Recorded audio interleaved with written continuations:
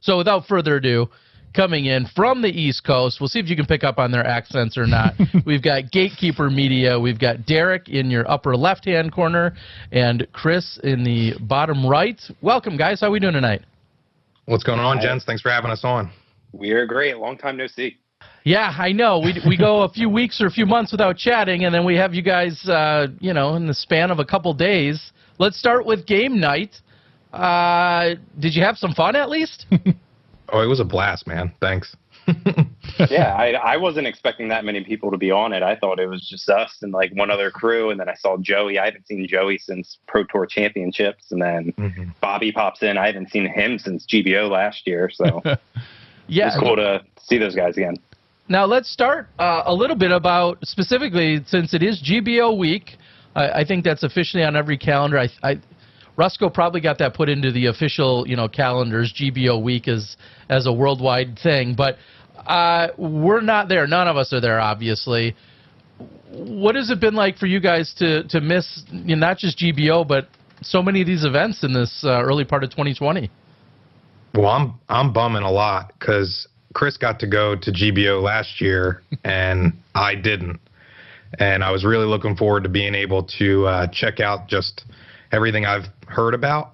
But there's always next year.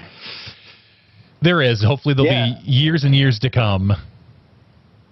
I mean, I think we're just bummed out, like everyone. We're just bummed out. I mean, missing Texas States. We were brought on from the PDGA as the chase card for the entire season. And now we're 2 NTs in, none in sight, really. So losing those is definitely a bummer. Yeah, and then I think the next one on the schedule would have been Masters Cup, which is certainly not happening in a couple weeks. And then after that, Beaver State Fling probably was scheduled after that which that technically got hit too, right? I believe right now it's postponed because there's talks of it being bumped right before Portland or something, but nothing has been finalized and we won't know probably for another few weeks. Yeah, the last thing that we all heard was, end of July. So yeah, so we'll see how that does or doesn't shake out. I know as of right now, Disc Golf Pro Tour is slotted for being the next big event of any capacity. That's first weekend in July, and who knows how all of those things are going to shake out. There's local municipality and so on and so forth that all the cards still need to, fall in the right places. But that's the next potential for a big time event. So let's start from scratch though, for some of those who don't know, and I'll admit I don't know all of the stories myself, but let's start with you, Chris. How did you get introduced to disc golf, and then at what point did you team up in any capacity with Derek, personally, professionally, all of the above? Yeah, so Derek's actually the person that showed me, but we go way back. So we go back all the way to freshman year of college. And that's when we first met. We were in the same dorm. He was a video major. I was doing graphic design. And then we really became friends throughout college and started working on projects together. And throughout that whole time, kind of starting our own little businesses, you would say, not really businesses, but I mean, do little pro bono work here, get paid cash here, work with some nonprofits in the city, because we were based right in center city of Philadelphia. And from there, we just became friends and became best friends over a year or two. And then outside of college, once we were done, we actually separated. He moved to Lancaster, which the disc golf scene's really big out there. And when I helped him move out there, we actually went and played. So that was the first time I was ever introduced to it. A lot of stuff in between, but really how we started getting into disc golf was about 2017 when we moved back into the city together. So it was about 4 years out of college. We were like, hey, we want to make a business. We've never actually made a business, so let's actually commit and just stop what we're doing and just go and start a business. And kind of led on from there, and then Gatekeeper Media was formed. I'm sure we'll get into that. There's a lot more details throughout the time, but that's basically how I was introduced. Okay, well, now Derek, he threw out some pretty big phrases like best friends. That sounds like it can be trouble. No. So I mean, he did sign my wedding certificate before I turned it in. I would say that classifies. All right. I mean, they're cute, no, but I mean, they're no junior high friends. And, yeah. Well, they also were smart enough to have experience doing stuff before. Okay, that's I'll give them that. That's 100% sure. All right. So as said on the board by Ace Run, and this is a good one for you, Derek. But somebody having media and video production background or going to school for it, and then someone else having, in Chris, having graphic design, like you guys are a step ahead of a lot of other people. Tell us a little bit about your background and what was kind of interesting you and what led through your education. I mean, I think of classic theater versus movie production. Like, what were some of the roles and things you were after in college? I mean, growing up, it stems all the way back to like the first video camera that I got when I was 10 maybe. I was really into skateboarding, so filming a lot of skate videos and my friends and I version of like Jackass videos. Mm-hmm. It really spawned into just video aspect of stuff. And then when I finally, funny enough, I clicked while watching Night of the Living Dead, like the original one. And then that movie made me realize, like, I want to make movies, like, legit. So I went full, like, narrative video track. But then in high school, I did a few things on, like, NHL videos and things like that. So I got introduced very early. And then going into college, I was a documentary major because I was like, well, there's probably more money in that.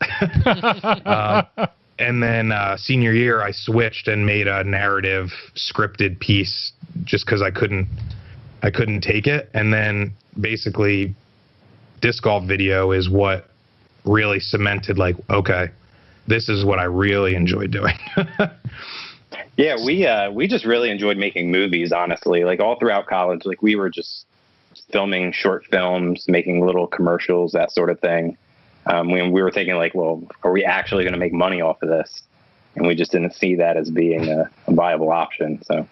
So you went to disc golf. If we ever make it big, we're going to go back to making movies, and we're going to make a disc golf movie, just so you know. Okay, So. that makes perfect sense. Yeah, I was going to say, it sounds like you maybe went about it a little backwards if you think stepping into disc golf was where there was money to be made. Now, so I guess with all of that experience, way more than Johnny, myself, I know Ace Run from their story last week, and so many others, all of us combined probably doesn't equal the experience or the know-how or even maybe the interest and skill sets that you guys had coming out of college. Did you just look at disc golf as, well, hey, this is a no-brainer for us to get into, or we can come in and immediately apply all these skills and be at the level or above everyone else right away? I mean, did it seem like, not easy pickings, but did it seem like it was just such an obvious choice for you guys? It seemed like it was something fun for us to try. Okay. Just because we were already into the sport and playing it, because we started frequenting Sedgley Woods here in Philly, so it was very close for us to be able to just pick up and play all the time. And then we got asked to do like the drone layout videos for Muddy Run in Lancaster County when they like first opened.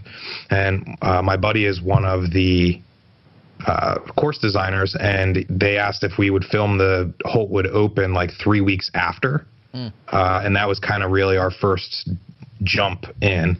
And we were out there with the wrong equipment, for sure.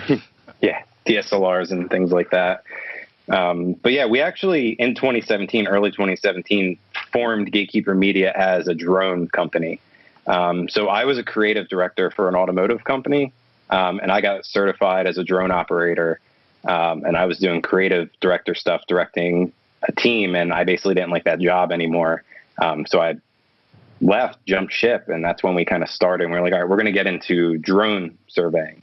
So we were doing commercial drone work in the beginning, and then that leading into the actual hole layouts at Muddy, I think it was when we actually like found the passion that this is something that we actually really enjoy doing. So you have to I'd say you have to actually be drone certified. Isn't that correct? Like you can't just, for some of our media crews, I think some of them just get up and go.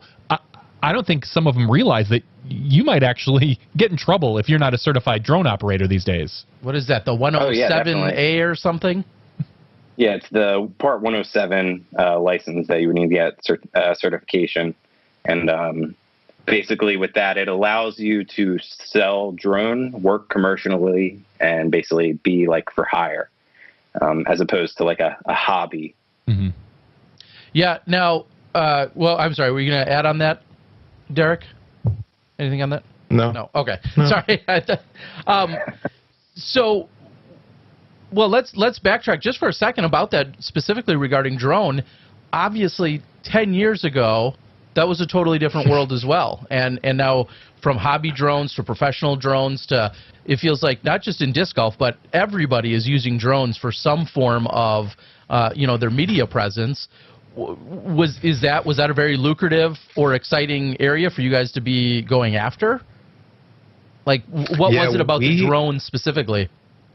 I mean, giving you a look that, was traditionally harder to get prior to, right? Mm-hmm. But right around when we started was when they changed the law where you were required to license your drones and stuff. So we got in late on the bubble for that too. Yeah. Yeah, because it was kind of a free-for-all for quite some time. Oh, it was the Wild West for sure. And how coincidental that, I think of John Dusler, who originally started Disc Golf Planet TV, who's also out of the Philadelphia area, 30 minutes outside of Philly. When him and Terry Roddy and a few others, we'll say, hung it up in disc golf from doing Disc Golf Planet, they got into doing serious drone coverage for PGA events and for other high-class events. They were here in Wisconsin doing the U.S. Championships, yep, U.S. Open up at Aaron Hills ago. So, would you ever consider, like, even dabbling or trying to compete on a high level with any of the really big-time companies out there right now, or has that ship sailed? Yeah, no, I mean, we've talked about it. I would say things probably have kind of changed in the past 6 months of when we maybe last had that conversation. But I would say within a 5-year plan, that's not something out of the norm, or even a 10-year plan, where if we were doing those drone layouts for PGA coverage or for coverage for disc golf or for UDisc to have in their app or something, like something to bring some legitimacy to it, and something on a big scale level like that. So as you guys entered this entire space from a shot-by-shot perspective, was there something that you feel like we were missing from the storyline or from behind the scenes, in front of the camera, whatever it might be? Was there anything that was glaringly obvious, like, oh yeah, some of these other crews, whether it be us or whomever, we're just missing out on? Was there anything that jumped out at you guys? I mean, maybe the story, but that's me looking at it from my viewpoint now, right? Where when I was first getting into it, like, to be completely honest with you, I haven't been the biggest fan of sports coverage my entire life. So it's been a very select few things of sporting events that I would get really into. And disc golf was also something that changed that dramatically for me. So I was going at it completely wide-eyed and, willing to experience the new experience. Do you look at sports? I was gonna say, do you look at sports differently now? Do you watch them differently? Oh, for sure. I specifically get notifications from like Golf Digest and things like that, specifically because it's not only is it relative, but I find a lot of joy in taking that content. Whereas I'm the complete opposite. I was born into sports. So I played baseball, soccer, basketball my whole life. I watched football, basketball, baseball, trivia on all of it. So any sport, I'll watch it basically. This will go for either of you. Are you guys surprised that shot-by-shot coverage of showing every single shot of every single hole of every single player seems to be still the game plan. That's what's most preferred. Does that surprise you guys or not? No.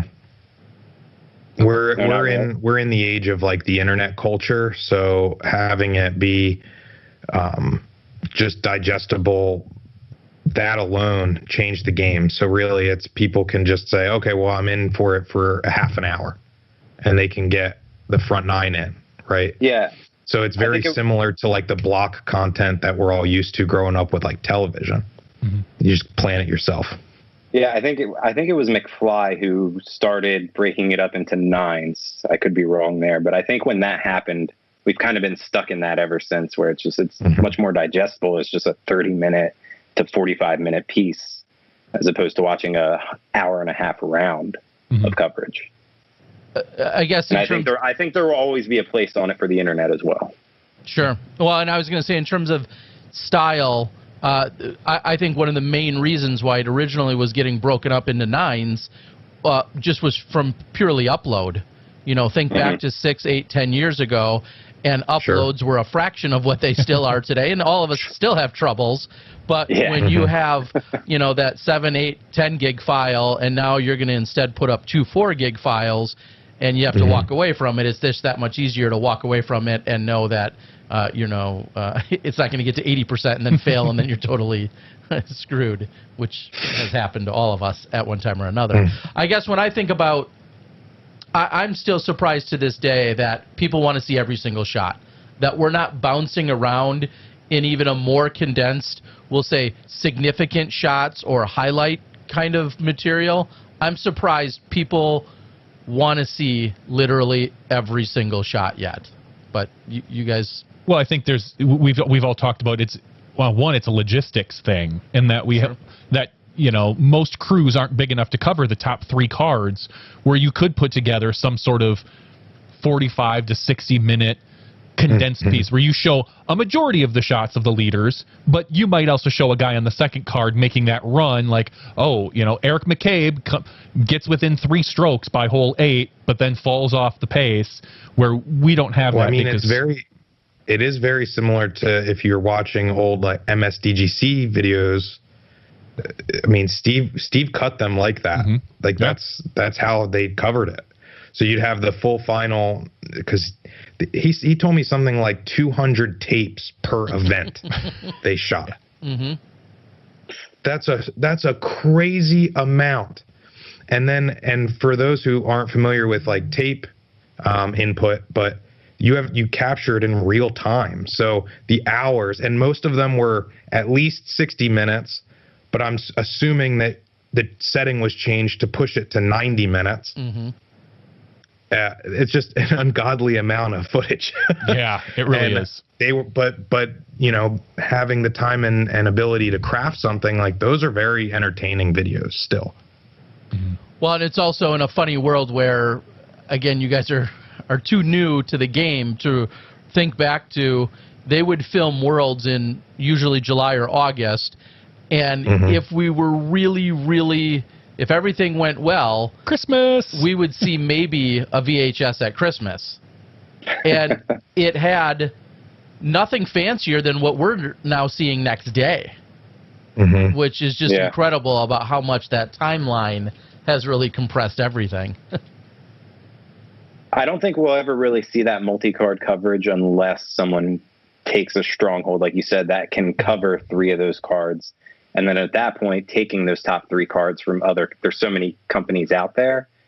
I just think we're in a really weird spot for that to kind of happen. I don't see anything like that happening unless a big sponsor or a lot of money gets thrown behind one of the specific brands that would be able to then logistically be able to do that. Yeah. Now let's speak a little bit about logistics. How did it come about? Let everyone know who's throw and who's catch, and then how did you guys arrive at those positions? Or A and B, TCamera. 1 and 2, whatever you want to call it. TBasket. Yeah, what do you guys call it? I'm TCamera. T-catch, probably, yeah. Okay. T-cam, catch cam, throw cam.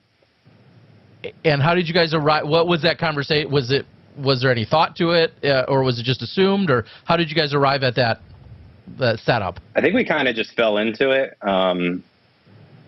I think Derek struggles with depth perception because he has something wrong with one of his eyes. I think it's his right one. And having the disc come at you and being catch cam, I can vouch for that. It's very disorienting trying to look through a screen and at real life when you have a disc coming 70 miles an hour at you from Simon's eye. So I think really just naturally I just fell and I was like, oh, I'm going to run down the fairway and catch that. And I think it just happened just because we work so well together and we've been working together for so long. We didn't even discuss it. It just kind of happened. But that doesn't mean that I haven't ever done tee or he hasn't done catch for certain things. But when we're in the big leagues and we're at an NT or a Pro Tour event, I'll always be on catch. So, assuming there were no, physical limitations of any kind, would you guys ever consider switching? Yeah, definitely. But he's shaking his head no, and you're like, oh, definitely. I love catch cam. That's a solid. Catch cam's the best. Okay. Now, to be honest, being on TCamera is great because you get to hang out with the card, and if they're vibing, having a good time, you're part of that mix as well, right? Mm-hmm. But having the ability to have to be on your feet and, just constantly on a swivel is exciting, right? So having the ability to do that, it would be cool. But yeah, as Chris said, I went blind in my left eye when I was 8 years old. So my depth perception is not developed to the way where I can comfortably track a disc like that. So I just kind of, fate decided to pick my role for me. Sure. No, that makes perfect sense. I think it's a valid question for all of our camera crews out there as to what role either they fell into or they were assigned or they got by default, whatever the case might be. Right. So right now it's the two of you. Well, what have there been conversations about expansion? And if so, what would that role be doing? We've expanded and have a couple other crew members that we've worked with. We haven't really. We've added a third cam maybe once or twice, but the times that we've actually brought on other crews was to cover other cards. So we did AM Worlds last year, and we did the final nines for both men's and women's over in New York, and they were basically at the same time. So we had a completely separate crew go out. So I would say comfortably we have about 5 camera people, maybe 2 editors that we could work with. The issue that we really have is someone committing to that the way Derek and I committed, where we both left our jobs to pursue this. It's really hard when someone sees it and it's halfway of a hobby. We don't make enough money to fully pay them.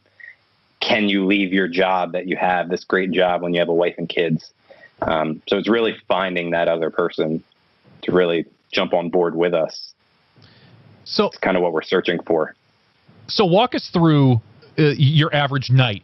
You guys finish up filming tee and catch. Who does what jobs after that? Because we've got graphics and editing and sound and commentary. What is kind of the procedure that you guys go through? So, are we talking about round one, or if commentary didn't work out and we have to do it post round? Let's say things are going well. Let's say everything goes smoothly, which we know it always does. Oh yeah, for sure. Well, I would say post round, we either grab some more B-roll right after, or we hop in the car, grab food. That's usually the first step, just because being out all day and not eating a ton beforehand, just so you can kind of stay light. So that's really important. And then basically wherever we're staying is really, it really depends, because so on our most recent stint for LVC and for Memorial, we did the majority of our uploads at various Apple stores because it was the only spot that had reliable enough internet to be able to have it do anything. So it would be food, upload, to the point where we would be there after they would close, and we would hang out on the benches in front of it, that kind of thing. And then just start editing as soon as we get back and get that uploaded. Yeah, so the way it kind of goes is basically we would log the footage and get something to eat while we're logging it. I do all the graphics, so I usually get a start on that right away. Derek will start putting down the baseline, and then from there, I mean, that usually by itself takes about 4 to 5 just to finish all that. And usually when he's finishing baseline is when I'm usually finishing graphics, or he's at least done the front 9, that I can start working on that. And then I basically piece everything together. So he'll give me all that footage, and then I basically do the magic on my end of seeing the final product. And then Derek, usually being the guy he is, he's the one that's working with talent for commentary, emailing people, making sure we have the right ads and things like that. He does a lot of the B2B stuff for us. So Dave, you could just right down the line, cut and dry. I'm more of the editor, graphics kind of thing, social kind of side, where Derek's more shaking hands, B2B, make sure everything's kind of in line. And you guys edit primarily in Premiere, or no? Yep, we do on Mac as well. Okay. Yeah, I don't think there's many Mac users in the media game and DG. So, but we were both Apple employees for many years, so that's why our gear is Apple. We went to the Apple store. We have a long history with them. So as much as we want to, they do have some good stuff. So. What? So give us. Johnny obviously is versed in both, but primarily is PC. I've always exclusively been PC. I was a Mac guy for a few years at work, so I'm familiar. Well, that's why I say you're versed. But if you didn't do it at work, you would have probably never touched a Mac. Probably not. So give us or the world the spiel, Mac versus PC in this realm, with strictly regard to editing, and maybe why you would never convert, or would you? Listen, I'm going to be completely honest with you. I hate the fact that I need an adapter for so much damn stuff. Okay. It drives me so nuts that, like, I have one single adapter that if I have a USB something or other plugged in, I can't put anything else USB in that computer, because it's just, if you don't have the right gear, you don't have the connectivity. Where I still use my 2015 MacBook Pro because it has all the ports in it still for a lot of like data transfer stuff. Yeah, not so a lot. Frustrating. Not a lot of stuff has moved over to USB-C yet. So even the newer Macs that maybe have 2 USB-C ports, we've been at my office. Anyone that has a Mac, we get I think it's called an OWC Thunderbolt C docking station, which has like every adapter you'd ever want, but it's a block. It's another brick you need to carry. So, and the Apple proprietary stuff, it's like, oh, $20 here and $20 there, and so listen, like, they make a good product, but there are definitely some flaws. Yeah, I would say at this point we're kind of just in too deep. Like, we're just in too deep. We have too much Apple gear. But things are really nice where, like, it works really well with your phone. So AirDrop, which is a cool little just like Bluetooth way to kind of send files over, just like quick things to kind of get from my phone to his phone for social uploads, that sort of thing. So that's very, very handy, as opposed to like putting in a drive and then have to go on your phone and download it. It's just very quick. You have to be all or nothing for it to work okay. Yeah, and I certainly understand that position of, once you're in, and I feel like there's just a lot of brand loyalty that goes that way. You're into Canon, you've had Canon forever, you got Canon lenses, Canon this, and this, and you just may never become a Nikon guy or whatever. Like, I understand, Panasonic for us. Yeah. Okay, so let's talk real quick for those that also are maybe on the gearheads. Yeah, the gear side. Cameras, what are you guys using, and why did you pick those? Whatever it is. We have we started with the DSLR aspect of stuff back in the day, and then we've now elevated all the way to the Panasonic DVX200s. Okay. And how did that decision come about? Did you have prior experience with Panasonic, or is that, hey, let's go to consumer reviews if I want to be old? Well, the nice thing about knowing Panasonic, because I mean, I remember using the DVX like tape-based cameras back in college to make, our short films and stuff. So, having knowledge of the ecosystem that's kind of long-standing, the interface is 100% the same across both.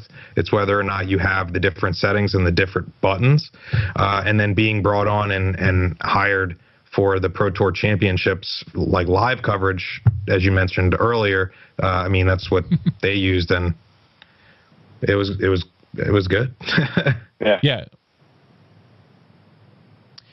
Chris, I can't complain about him. Yeah. Okay. Do you get as excited or hung up on any given name brand when it comes to the equipment side, or do you feel like sometimes Derek's gonna have that locked in because that was a little bit more of his background? I would say it's probably a little bit more him. I'm more open to using other things. I would say Derek's when he's set on a brand, he's got that brand. Usually it is that same brand, but I definitely venture out of that a little bit and look for other third-party things. I'm open to try anything, Terry. Wow. So one of my throw any camera at me and I'll try to make it look good. So any camera, any place. You can give me an 8mm camera and I'll go out there and film Ricky. So one of the times that I got to hang out with you guys a little bit more intimately was the Pro Tour Championships last year. We shared a house together for the weekend, and I think it's great to see everyone's workflow, their style, where they're going, what they're doing. Do you see, I'll more open-end this. How do you see the disc golf media teams and the atmosphere and the Frisbee family, as I call it? How do you guys perceive the whole disc golf scene right now, being relatively fresh to the scene? I think for the most part, it's all still as welcoming as, the average club, to be honest with you. Like, I don't know. I don't really have any outstanding feelings one way or another, if I'm being honest. No. Yeah, I would say that I think it was Delaware 2018 was our first big event. That was like an Elite Series event. And that was, I think, the first time we saw you, the first time we met Jonathan.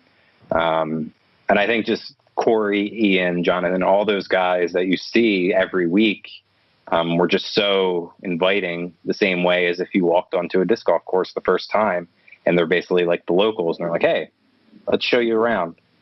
So I just want to give a big shout out to Corey, Johnny Disc Golf, because he's definitely really helped us with our workflow and meeting, because he's been in it for a while and really just kind of tailoring us and just telling us the tips and tricks to figure it all out. Yeah, I would say Jamie Thomas as well. He's been kind of a big contributor of, our journey as well. What's the number one, this is a big share, but what's the number one mistake that you don't want the next guy or crew or operation to make? What's the first mistake? Or an early mistake, maybe. Could be. I think trying to do too much, like you were talking about, like the storytelling and everything. I think focusing on the quality and the craft is the most important thing, and that's something Derek and I are really proud of, is the craft and the quality that we had right out of the gate. So I would just say focus on making that one video you're working on as best as it possibly can. Until you can do that. Mine would be to figure out how to sync time codes as early as possible. Yes. Okay. Yep. That's a good one. Yeah, I know that took Terry a little while, but he eventually, it's been a couple of years. Yeah. So, and similarly, maybe not using DSLRs for standard throw catch material, not going the DSLR route, or was that completely, you feel like that's just the wrong tool, or it's just not the right tool for you? DSLRs. The DSLRs, I mean, you don't have the zoom functionality that you need. Mm-hmm. It's all too manual in that respect. Yeah, I mean, they make servo zooms for DSLRs, but that's something that you'd end up spending like $3,500 and upward to just have a basic setup. It's not worth it. Yeah, like I would say you want to avoid that, but if you can't and you have only a DSLR, like we out of school only had a DSLR, still go and do it. Even if you just have an iPhone, go out there and film it. And that's something we're also really looking forward to kind of sharing and promoting, is our Gatekeeper mobile channel, where we help people film disc golf just on their phones, and just how to edit on their phones, and the tips and tricks that you can do just with this right here. That's all you really need. And that's a Facebook page that people can join, right? Yeah. It is. Yep. I'm gonna have to get on that. Yeah, so, I am on it. I'm a member. So I know we asked this of the guys last week, but what's the worst thing that's happened on tour? The one where you just went, oh God, what has happened? I have when we were at Delaware, and the internet was a big issue. Where we were staying had almost no internet connectivity. So then a friend of theirs offered up their place, but no one was home. So we were sitting on the back porch, connecting to their Wi-Fi, and the front nine said it was going to take like 8 hours or something to upload from that point. And so we're like, well, do we tough it out? What have you? So then we got wind of someone had FiOS, like a FiOS connection. So we run over there. It was Verizon DSL. So that wasn't cutting it either. So come like, I don't know, 11 o'clock at night, something like that, we were like, well, guess we're getting a hotel room. By the way, we haven't started editing the next round yet. That's due the next day. Ouch. Yeah, ouch. So yeah, one of the closest major events to us was the only one we got a hotel for last year. Wow. Okay. So I'm just curious, what are you guys uploading before you edit? Because normally you just pull all the footage from the camera to whatever disk station you have, but what are you uploading before you edit? Is it just the last round, the previous round? It's It's all dependent upon the commentary, because if we have to do the commentary early, it's not finished until we're done. Sure. Filming. That makes sense.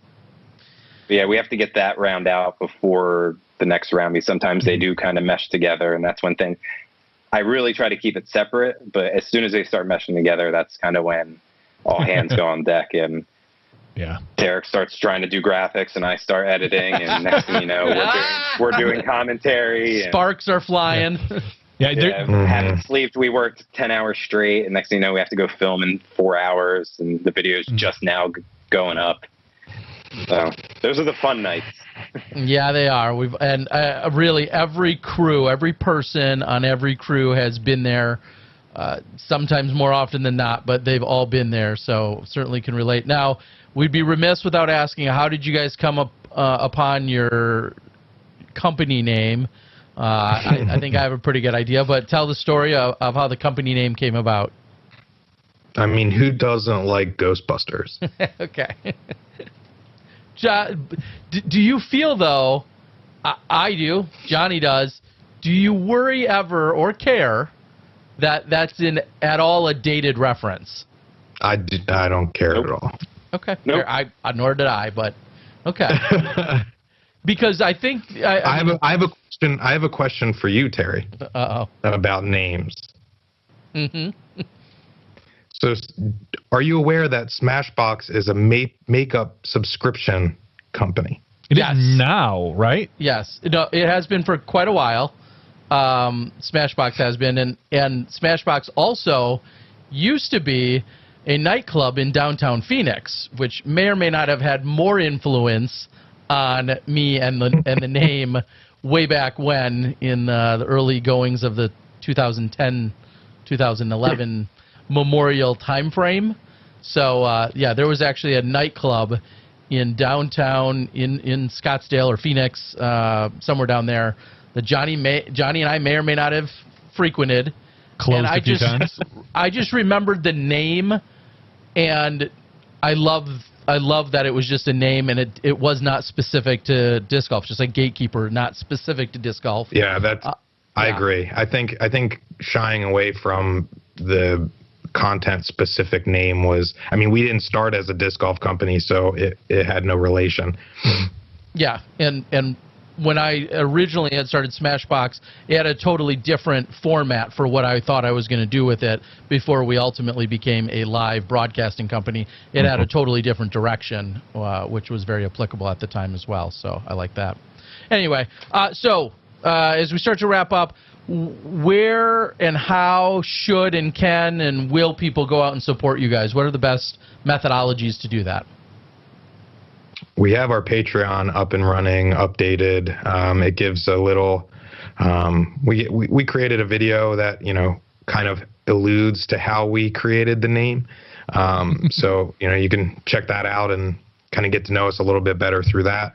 Our Facebook, or just if you Google Gatekeeper Media, all of our socials pop up. What's your favorite?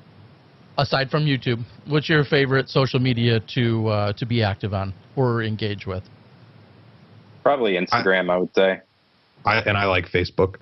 Okay, so you got them both covered. Right now, and I know we're still in a very uncertain times for really everyone, but right now, what do you guys assume to be your next tournament and your next coverage? When and where is that going to be? That you think is locked in and not yet jeopardized? It depends. I have to see which lines up, because would it be Ledgestone? When is that technically? Yeah, I think that would Ledgestone early August. Okay. Or late July. I don't know exactly. I have to look it up. It's not going to be until late July, though, but it might be either Ledgestone. If it's not that, it's the Lost Valley Open that we'll be doing in Pennsylvania over here. Okay. And if people wanted to play a round of golf with you guys, hang out a little bit, once everyone can be playing golf, and assuming you're not locked in a room editing, what courses or where might they run into you at a weekly or something like that if you guys were actually out playing and had the chance to? Sedgley, Stafford, but we took on the project of creating our own course.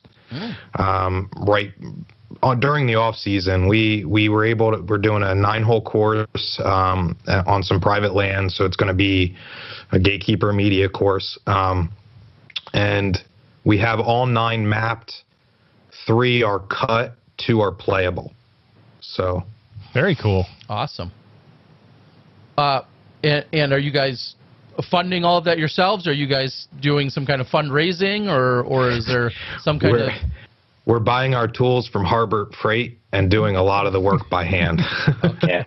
We were down there cutting down trees with just saw blades from Harbor Freight. Yeah. Hand saws. Yeah. That's. We wanted to earn the course. Yeah. The issue is it's hard for us to go to like work days or anything, because we're not there. We're usually doing something, or I was working a lot last year. So I feel like us just putting in the course love on a course that we have on a private piece of land is the best thing we could do, since we're usually tied up other ways. No doubt. All right. And we'll invite people to come play it. It's not like we're going to, keep their own private Idaho. You can't play. It is. That's all right. It's private. No, so the last 2 questions I'll ask will be quick ones off the board here. They look good, which is, who's the better golfer? I would say it's pretty close. Okay. Yeah, our games are completely opposite. Completely opposite. We will have the most backwards rounds. Like, I would do something this way, he'll do something that, and we'll both end up with the same score. So I don't know. I'm really, really good off the tee, and he's really good inside the circle. So okay. And then the other one I saw, not only who's the better golfer, but when do you guys think disc golf's going to blow up? And I know that's a big question, but when do you see an explosion here in disc golf? I guess time will tell, but I'm confident that if everybody sticks to the pace and trajectory that we're all on right now, 5 years. Yeah, I was thinking probably 3 years we might start seeing bigger sponsors come in, and at that point, I think things will start falling into place, because it's still the Wild West, and I think within 5 years, I think people will kind of fall into where they're going to be in the industry, and I think some people will fall off. Other ones might come. So, okay. anything you guys want to share with us then before we let you go here tonight? I just want to say thanks for having us on. I really appreciate taking the time to interview us and help spread the word of kind of our backstory, because I think that was the one thing is we found that, a lot of people just didn't know much about us, right? So, anything that we can do to kind of help get to know the people that are watching our content, we're happy to do it. Awesome. That's great. All right, guys. Well, we appreciate it. We appreciate you guys joining us, of course, last week in game night, and we want you guys to grow and thrive. We want all of our media companies to continue to grow and thrive, and there's no better feeling than when we wrap up a big tournament weekend that we're all at the same sandwich shop or the same place having dinner, or everybody sitting around the same keg enjoying a beverage after a long weekend of work.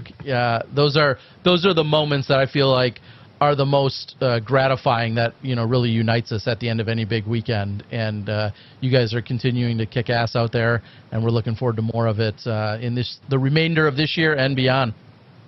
Yeah, we're committed. Awesome. We're here to stay. So awesome.